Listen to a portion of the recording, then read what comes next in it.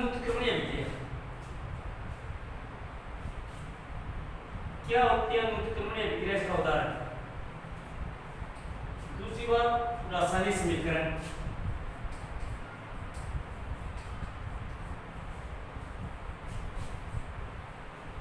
रासायनिक समीकरण, रासायनिक समीकरण की परिभाषा बताइए, क्या होता है रासायनिक समीकरण? रासायनिक समीकरण लिख लीजिए पद।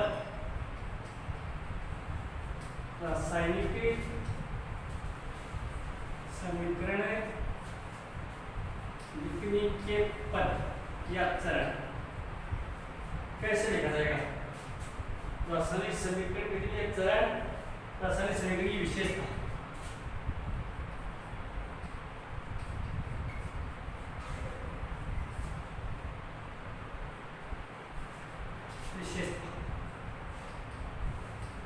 विशेषता और लास्ट में ये रासायनिक समीकरण की सीमाएं।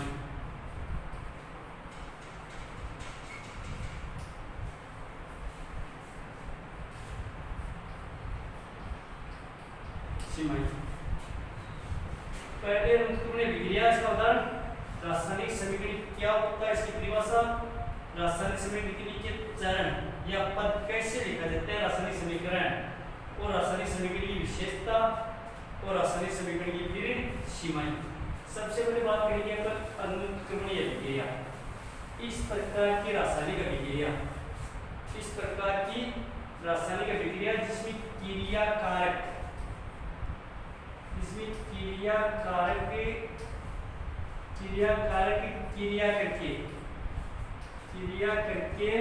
क्रिया फल बनाते हैं,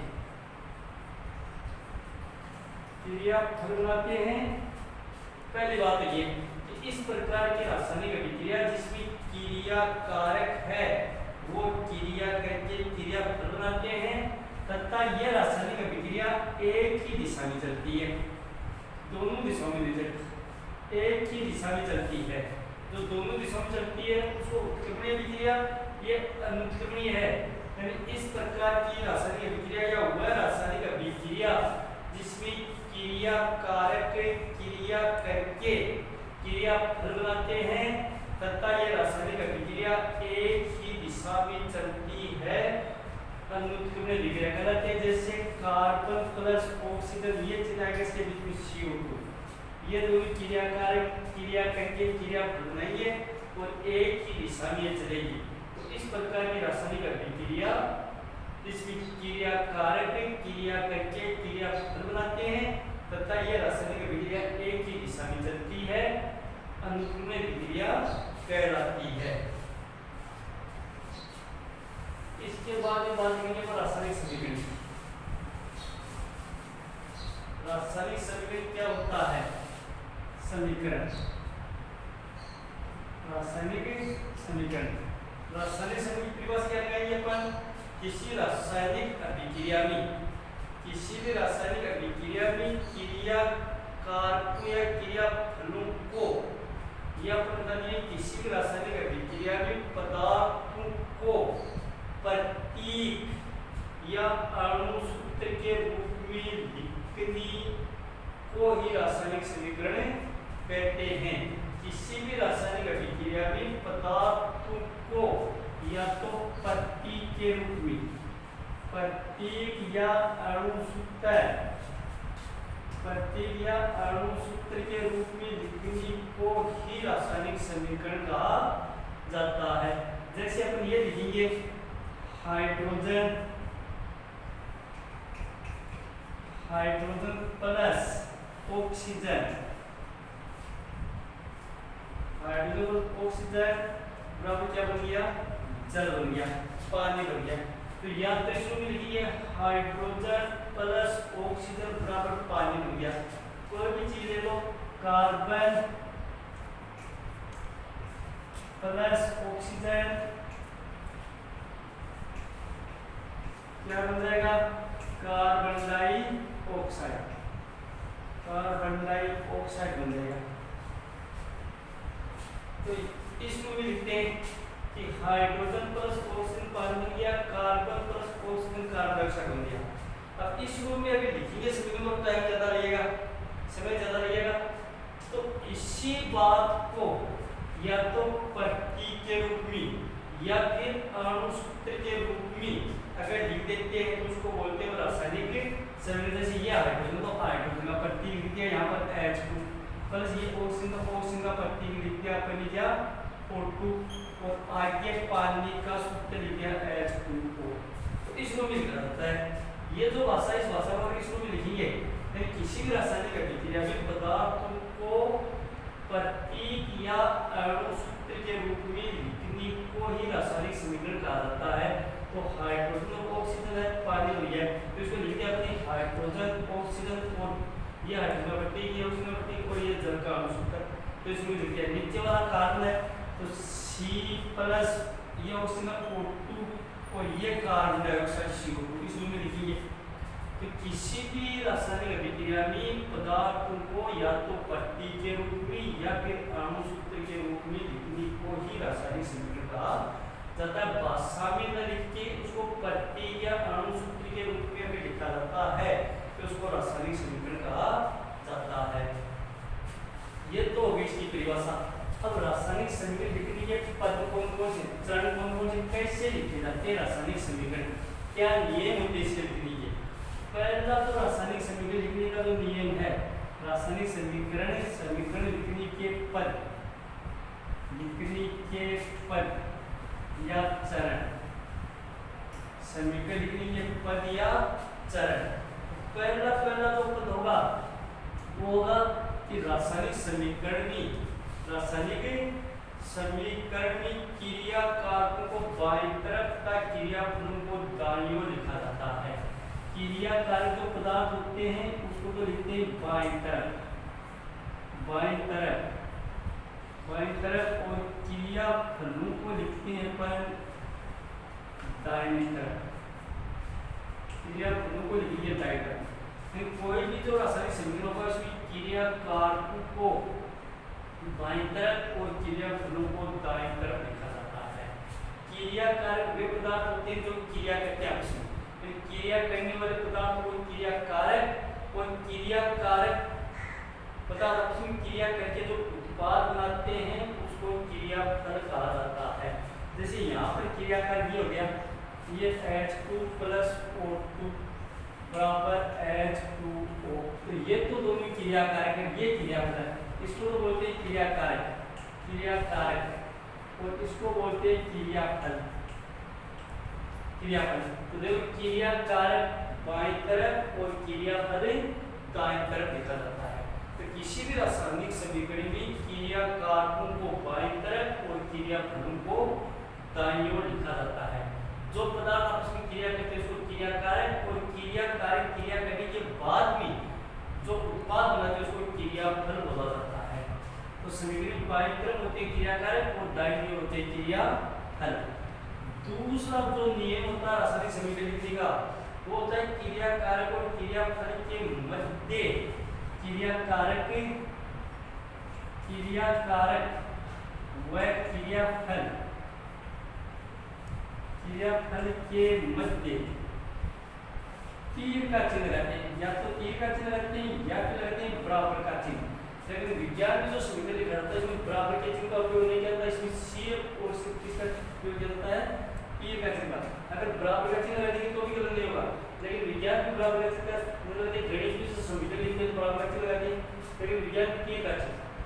तो क्रिया कारक और क्रियाफलों के मध्य तीर का चिन्ह लगाया जाता है। क्रिया कारक और क्रियाफलों के मध्य तीर का चिन्ह लगाया जाता है। जैसे ये कार्बन प्लस ऑक्सीजन ये दोनों क्रिया कारक इसके मध्य तीर का चिन्ह लगाया जाता है। ये क्रियाफल है, ये क्रिया कारक और ये क्रियाफल, तो दोनों के मध्य तीर का चिन्ह लगाते हैं। तो दूसरा जो नियम होता है समीकरण लिखने का, क्रिया कारक व क्रियाफलों के मध्य तीर का चिन्ह लगाया जाता है। तीसरा जो नियम होगा समीकरण लिखने का, क्रिया कारक व क्रियाफलों की संख्या एक से अधिक होने पर दोनों के मध्य धन का चिन्ह लगाया जाता है, प्लस का चिन्ह धन का।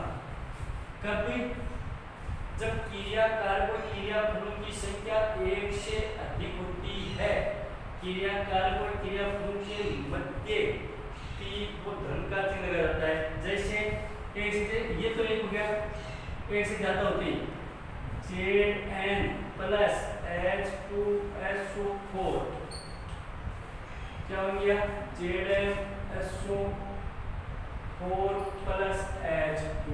तो ये दोनों क्रिया कारक और ये क्रिया हल। अब बात क्या है तीसरा नियम कि क्रिया कारक और क्रिया फलों की संख्या एक से ज्यादा होने पर ये Zn और H2SO4 एक से ज्यादा होने तो हो गए। तो एक से ज्यादा होने पर दोनों के मध्य यहाँ पर चिन्ह किसका लग गया प्लस का चिन्ह लग गया धन का चिन्ह लगाते। तो क्रिया किसी भी रासायनिक समीकरण में क्रिया कारक व क्रिया फलों की संख्या एक से ज्यादा होने पर इनके मध्य प्लस यानी धन का चिन्ह लगाया जाता है। ये तीसरा नियम होता है रासायनिक समीकरण लिखने का। चौथा जो नियम है रासायनिक समीकरण लिखने का, चौथा नियम क्या बताएंगे अपन? चौथा नियम ये बताएंगे समीकरण को संतुलित करने के लिए अणु की संख्या को घटाया बढ़ा दिया जाता है। जब समीकरण को संतुलित करेंगे ये आपका H2 प्लस N2 बराबर NH3 हाइड्रोजन नाइट्रोजन और अमोनिया बन गई। अब ये संतुलित है, यहाँ पर हाइड्रोजन 2 है और यहाँ पर हाइड्रोजन 3 है, यहाँ पर नाइट्रोजन 2 यहाँ पर नाइट्रोजन 1 है। तो समीकरण को संतुलित करने के लिए अणु की संख्या को बढ़ा या घटा दिया जाता है, या तो बढ़ाते हैं या फिर घटाते हैं। इसको संतुलित करिए N2 प्लस 3H2 यहाँ पर 3 लगा दिया और यहाँ पर 2 लगा दिया। तो यहाँ पर नाइट्रोजन 2 दिया, नाइट्रोजन 2 हो गए, हाइड्रोजन 3 दूनी 6 हो गया, हाइड्रोजन 3 दूनी 6 हो गए। तो यहाँ पर 3 लगाया, यहाँ पर 2 लगाया। तो या तो अणु की संख्या को बढ़ाते हैं या फिर अणु की संख्या को घटाते हैं। घटा या बढ़ा करके उसको संतुलित किया जाता है। पांचवा जो नियम होता है रासायनिक समीकरण लिखने का, वो नियम होता है किसी भी रासायनिक समीकरण को अनुमान विधि द्वारा संतुलित करते हैं। कोई नियम नहीं है, एक नियम छोटा सा जरूर एक ट्राई विधि कि बार बार ट्राई करते हैं। तो अनुमान विधि के द्वारा इसको संतुलित किया जाता है। अनुमान देते हैं, यहाँ पर अनुमान लगा दिया ये H2 था, ये N2 था, ये NH3 था। तो अपने अनुमान लगाइए कितना रखेंगे यहाँ पर ये संतुलित हो जाए, यहाँ पर कितना रखेंगे संतुलित हो जाए। तो अनुमान विधि के द्वारा संतुलित किया जाता है। और कोई विधि नहीं है, अनुमान विधि के द्वारा इसको संतुलित किया जाता है। अनुमान लगा लेते हैं कहाँ पर कितना रखें ताकि वो संतुलित हो जाए। बढ़ा देते हैं, बढ़ा देते हैं, अनुमान लगा के घटा बढ़ाते हैं। पहले अनुमान लगा क्या रखें ताकि वो संतुलित हो जाए। तो रासायनिक समीकरण में अणु की संख्या को अनुमान विधि के द्वारा संतुलित किया जाता है। छठा जो नियम रासायनिक समीकरण लिखने का, क्रिया कारक व क्रिया फलों की अवस्था को दर्शाने के लिए क्रिया कारक व क्रिया फलों की अवस्था को दर्शाने के लिए किस अवस्था में है, ठोस अवस्था में है, द्रव अवस्था में है या गैसीय अवस्था में है, अवस्था को दर्शाने के लिए S, N और G शब्दों का प्रयोग किया जाता है। अवस्था को दर्शाने के लिए किसका रखते हैं? S, N और G शब्दों का प्रयोग किया जाता है। अगर ठोस अवस्था में है तो S लगा दीजिए, अगर द्रव अवस्था में है तो L लगा दीजिए, अगर गैसीय अवस्था में है तो जितने सॉलिड, लिक्विड और गैस इन तीन का उपयोग किया जाता है। तो अवस्था को दर्शाने के लिए S, L और G शब्दों का उपयोग किया जाता है। सातवां जो चरण होता है रासायनिक समीकरण लिखने का, वो सातवां चरण होगा कि अभिक्रिया उत्क्रमणीय होने पर, अभिक्रिया उत्क्रमणीय दोनों दिशाओं में जो चलने वाली होती है, उत्क्रमणीय होने पर क्रिया कारक व क्रिया फलों के मध्य ये चिन्ह लगाते हैं, ये चिन्ह लगाते हैं। अभिक्रिया उत्क्रमणीय होने पर ये दोनों दिशाओं में जो चलते लिखा था ना, इस प्रकार की रासायनिक अभिक्रिया जो दोनों दिशाओं में चल करके पूर्ण होती है उत्क्रमणीय अभिक्रिया कहलाती है। द्रव्य लगाता है N2 बराबर 2 को लगाता है, ये 3 का चिन्ह लगाता है। तो अभिक्रिया अगर उत्क्रमणीय है, दोनों दिशाओं में है, तो इस तरह का चिन्ह लगाया जाता है, दोनों दिशाओं वाला चिन्ह। तो ये चिन्ह लगाएंगे अपन, ये चिन्ह लगाएंगे, एक तरफ ये और दूसरी तरफ ये। तो उत्क्रमणीय होने पर इस क्रिया कारक और क्रिया फलों के मध्य इस तरह का चिन्ह लगा दिया जाता है। आठवां जो चरण होता है, अभिक्रिया संपन्न होने के लिए आवश्यक ताप और दाब को कुछ रासायनिक समीकरण इस प्रकार के जिसको ताप की आवश्यकता होती है, जैसे अपनी अभिक्रिया की ताप लगा के तोड़ा था अपना विक्रिया की जल बना था विद्युत स्फुलिंग की उपस्थिति में। तो इस प्रकार की रासायनिक अभिक्रिया को संपन्न करने के लिए ताप और दाब की जो आवश्यकता होती है उस ताप और दाब को कहां पर लिखेंगे? समीकरण लिख दिया, तीर का चिन्ह है, तीर के चिन्ह के ऊपर लगाएंगे दाब या ताप। ताप और दाब है तो इसको क्रिया कार्य और क्रिया फल के मध्य जो तीर का चिन्ह होता है तीर के चिन्ह के ऊपर लिखते या ताप के जो दाब की जरूरत है दाब और ताप की जरूरत है तो ताप, ये सब तीर के चिन्ह के ऊपर लिखे जाते हैं। जैसे इस समीकरण में अगर ताप की अवस्था होगी, इस समीकरण में अगर ताप की अवस्था है तो यहाँ पर ताप शब्द यहाँ पर लिखा जाएगा, यहाँ पर तो तीर के चिन्ह के ऊपर लगाते तो अभिक्रिया को संपन्न करने के लिए आवश्यक ताप और दाब को क्रिया कारक और क्रिया पूर्व के मध्य जो तीर का चिन्ह लगा होता है तीर के चिन्ह के ऊपर लिखा जाता है ताप और दाब। इसके बाद भी जो नौवां जो चरण होगा रासायनिक समीकरण लिखने का, रासायनिक समीकरण लिखने का जो नौवां चरण है वो होगा किसी भी रासायनिक समीकरण अभिक्रिया में जो ऊष्मा का उत्सर्जन होता है, किसी भी रासायनिक समीकरण में अगर ऊष्मा का उत्सर्जन होता है तो क्या करेंगे अपन? तो धन का चिन्ह लगाते हैं तब ऊष्मा अवशोषित होने पर ऋण का चिन्ह लगाया जाता है। यदि कोई भी रासायनिक अभिक्रिया है और उस अभिक्रिया में अगर ऊष्मा का उत्सर्जन हो रहा है तो अपन चिन्ह लगाते हैं प्लस का, उत्सर्जन के लिए प्लस का, उत्सर्जन के लिए प्लस का। अगर अवशोषित होती है तो अवशोषित के लिए माइनस का चिन्ह लगा देते हैं, ये चिन्ह लगा देते हैं। समीकरण ऊष्मा क्षेपी विक्रिया में चिन्ह लगाया था अपनी ऊष्मा क्षेपी इस प्रकार के रासायनिक जिसमें ऊष्मा का उत्सर्जन होता है तो अपने समीकरण लिखा था N2 + 3H2 बराबर 2N3 प्लस 93 किलो ऊष्मा, ये लगाया था अपनी। तो अगर ऊष्मा का उत्सर्जन होता है तो प्लस का चिन्ह लगाते हैं और अगर ऊष्मा अवशोषित होती है तो माइनस का चिन्ह लगा दिया जाता है। प्लस का चिन्ह का मतलब ऊष्मा का उत्सर्जन हो रहा है और माइनस का चिन्ह का मतलब होता है ऊष्मा अवशोषित हो रही है। जो 10वां पद होगा लिखने का, 10वां जो पद होगा लिखने का वो होगा किसी भी रासायनिक अभिक्रिया में गैस का उत्सर्जन होता है। अगर किसी रासायनिक अभिक्रिया में गैस का उत्सर्जन होता है तो चिन्ह ऊपर की ओर लगाते हैं तथा गैस अगर अवशोषित होती है तो तीर का चिन्ह नीचे की ओर लगा देते हैं। अगर कोई रासायनिक समीकरण है उसमें गैस का उत्सर्जन हो रहा है, गैस का उत्सर्जन होता है तो ये नाम लिखे होते Zn + H2SO4 बराबर ZnSO4 + H2, ये आएंगे सर। तो ये इस तरह से चिन्ह रखें। अगर किसी रासायनिक अभिक्रिया में गैस का उत्सर्जन होता है तो तीर का चिन्ह ऊपर की तरफ लगाइए। तीर का चिन्ह अगर किसी समीकरण में ऊपर की तरफ तीर का चिन्ह है इसका मतलब इस रासायनिक अभिक्रिया में गैस का उत्सर्जन हो रहा है। और अगर किसी रासायनिक अभिक्रिया में गैस अवशोषित होती है तो तीर का चिन्ह नीचे की तरफ लगाते हैं। अगर कोई समीकरण लिखा हुआ समीकरण में तीर का चिन्ह यहाँ पर ये लगा हुआ है तो इसका मतलब ये होता है कि इस रासायनिक अभिक्रिया में गैस का उत्सर्जन हो रहा है। और अगर तीर का चिन्ह नीचे की तरफ है तो इसका मतलब होता है कि इस रासायनिक अभिक्रिया में गैस अवशोषित हो रही है।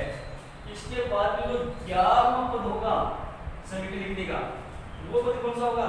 किसी भी रासायनिक अभिक्रिया में प्रयुक्त उत्प्रेरक को तीर के चिन्ह के ऊपर लिखा जाता है।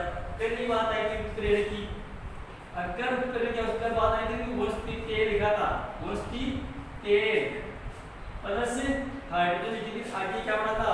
वस्तु घी बना था। ये समीकरण लिखा था अपनी कि वस्तु तेल प्लस हाइड्रोजन वस्तु तेल जो है गैस प्लस तेल वस्तु घी बनता और यहाँ पर लिखा था अपने नीचे NH, यहाँ पर लिखा था उत्प्रेरक। तो किसी भी रासायनिक अभिक्रिया में उत्प्रेरकों को, किसी भी रासायनिक अभिक्रिया में जो उत्प्रेरक होता है उस उत्प्रेरक को तीर के चिन्ह के ऊपर लिखा जाता है। उत्प्रेरक को हमेशा तीर के चिन्ह के ऊपर लिखते हैं। तो ये तो 11 पद होते हैं आपके रासायनिक समीकरण लिखने के। इन पदों का उपयोग करके रासायनिक समीकरण को लिखा जाता है। इसके बाद इसकी विशेषताएं होती हैं, विशेषताएं समीकरण की विशेषताएं, समीकरण की विशेषताएं। समीकरण की विशेषताएं। क्या क्या विशेषताएं होती है रासायनिक समीकरण की? पहली जो विशेषता होती है रासायनिक समीकरण की, किसी भी रासायनिक समीकरण की क्रियाकार और क्रियाफलों की संपूर्ण जानकारी प्राप्त होती है।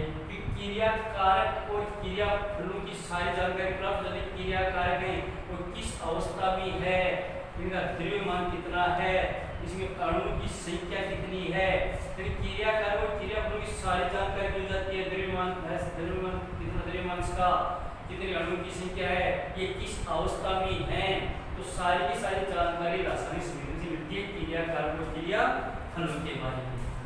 दूसरी जो विशेषता होती है इसकी, दूसरी विशेषता होती है पदार्थ की भौतिक अवस्था की जानकारी प्राप्त होती है। यानी रासायनिक समीकरण के द्वारा पदार्थ की भौतिक अवस्था की जानकारी प्राप्त होती है कि पदार्थ ठोस अवस्था में है, द्रव अवस्था में है, गैसीय अवस्था में, किस अवस्था में है, इसके बारे में रासायनिक समीकरण से जानकारी प्राप्त होते हैं। पदार्थ की अवस्था के बारे में जानकारी प्राप्त होती है। तीसरी जो विशेषता होती है इसकी रासायनिक समीकरण, तीसरी जो विशेषता होती है वो होती है रासायनिक अभिक्रिया के लिए आवश्यक परिस्थितियां, ताप, दाब आदि के बारे में जानकारी मिलती है। अगर तीर के चिन्ह के ऊपर ये लिखा हुआ है, तीर के चिन्ह के ऊपर ताप लिखा हुआ है, दाब लिखा हुआ है, तो क्या होता है कि रासायनिक समीकरण के दौरान पदार्थ के लिए कौन समीकरण के लिए, अभिक्रिया के लिए किस आपका उत्प्रेरक की गुरुत्व की कितना ताप चाहिए, कितना दाब चाहिए, तो उत्प्रेरक है, ताप है, दाब है, इसके बारे में जानकारी प्राप्त हो जाती है। तो लिखा था समीकरण आपका क्लास में पेश वाला 393 केल्विन लिखा था कि जिसमें 393 केल्विन गर्म करने पर क्लास में पेश प्राप्त होता है। तो इसका मतलब 393 ताप क्या जानकारी मिल गई वहां पर। तो रासायनिक अभिक्रिया में ताप, दाब, उत्प्रेरक आदि के बारे में जानकारी प्राप्त हो जाती है। चौथी जो विशेषता होती है रासायनिक समीकरण की वो होती है समीकरण में अभिक्रिया ऊष्माक्षेपीय और ऊष्माशोषीय इसके बारे में जानकारी मिल जाती है। अगर किसी समीकरण में ऊष्मा नाम लिख के यानी प्लस ऊष्मा लिखा हुआ है, इसका मतलब ऊष्माक्षेपीय है, और अगर माइनस ऊष्मा लिखा हुआ है, इसका मतलब कौन सी है, शोषी है। तो अभिक्रिया ऊष्माक्षेपीय है या ऊष्माशोषी है, इसके बारे में भी रासायनिक समीकरण से पता चलता है। तो ये 4 और 5वां जो गुण होता है इसका, 5वीं जो विशेषता होती है वो होती है समीकरण से अभिक्रिया की अनुत्क्रमण की जानकारी मिलती है। इस समीकरण के द्वारा हम ये भी बता सकते हैं अगर कि इसका समीकरण में ये लगा हुआ चिन्ह, इस तरह का चिन्ह लगा हुआ है या एक ही तरह का चिन्ह है, तो समीकरण के द्वारा अभिक्रिया उत्क्रमणीय है या अनुत्क्रमणीय है। अगर ये चिन्ह है इसका मतलब अनुत्क्रमणीय है, इस तरह का चिन्ह इसका मतलब उत्क्रमणीय है। तो समीकरण के द्वारा अभिक्रिया उत्क्रमणीय है या अनुत्क्रमणीय है, इसके बारे में भी जानकारी प्राप्त हो जाती है। तो ये 5 गुण होते हैं इसकी, यह विशेषता होती है 5। इसके बारे में बात आती है कि समीकरण की सीमाएं क्या क्या नहीं बताता समीकरण, समीकरण से आपको क्या क्या पता नहीं चलता। समीकरण की सीमाएं, रासायनिक समीकरण की सीमाएं, क्या सीमाएं, रासायनिक समीकरण की सीमाएं क्या क्या पता नहीं चलता समीकरण से, क्या नहीं पता समीकरण। पहली जो इसकी सीमा होती है, पहली जो इसकी सीमा होती है वो होती है रासायनिक, ये रासायनिक अभिक्रिया की पूर्णता की जानकारी नहीं देता है कि रासायनिक अभिक्रिया है वो कब पूर्ण होगी, इसके बारे में रासायनिक समीकरण से कोई पता नहीं चलता है। तो रासायनिक समीकरण है वो रासायनिक अभिक्रिया की पूर्णता की जानकारी नहीं देता कि रासायनिक अभिक्रिया कब पूर्ण होगी, इसके बारे में जानकारी प्राप्त नहीं होती। दूसरी जो सीमा होती है उसकी, दूसरी होती है रासायनिक समीकरण से क्रिया कारक और उत्पाद की सांद्रता के बारे में कुछ स्पष्ट नहीं होता कि सांद्रता कितनी, क्रिया कारकों की सांद्रता कितनी है, क्रियाफलों की सांद्रता कितनी है, यानी सांद्रता क्रिया कारकों और क्रियाफलों की सांद्रता के बारे में रासायनिक समीकरण से कोई जानकारी प्राप्त नहीं होती।